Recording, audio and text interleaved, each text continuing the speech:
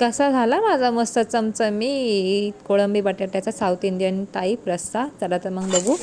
1 वाटी ओलं खोबरं घेतलं आहे. 10 ते 12 पाकळ्या लसणाच्या घेतलेल्या आहेत. त्यांना एकत्र छान भाजून घ्यायचे. तोपर्यंत आपण 2 टोमॅटो घेऊयात मिडियम साईजचे. त्याची छानशी प्युरी करायची आहे. प्युरी करेपर्यंत आपला मसाला भाजून होतोच.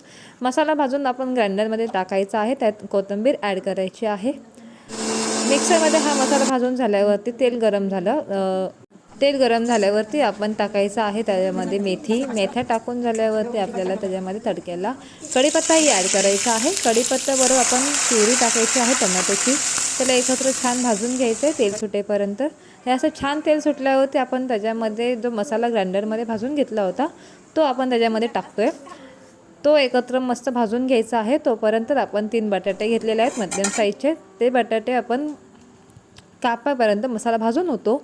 त्यासोबत आपण हळद, मीठ, चटणी आपल्याला हवी तशी आपण घेऊ शकतो. हे आमच्या घरातलं आहे म्हणून आम्ही आमच्या प्रमाणामध्ये टाकत आहोत. तुम्ही तुमच्या प्रमाणात टाकू शकता. हे आमची होममेड चटणी आहे म्हणून आम्ही कमी प्रमाणात टाकत आहे. त्याच्यानुसार आपण आता भाजून घ्यायचं आहे. झाल्यानंतर आपण त्याच्यामध्ये बारीक बटाट्याचे काप केलेले ते बटाट्याचे काप आपण याच्यात टाकायचे आहेत आणि सोबत त्याला आपल्याला कोळंबी पण टाकायची आहे.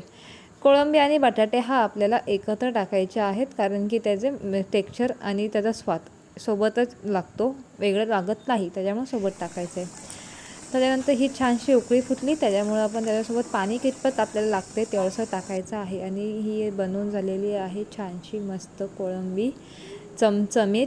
ही कोळंबी आमची south Indian type with Maharashtra आहे कारण की ही रेसिपी आमच्या घरामध्ये खूप छान आणि खूप मस्त चालते. तुम्हालाही कधी आवडली असेल तर नक्कीच लाईक आणि कमेंट करा.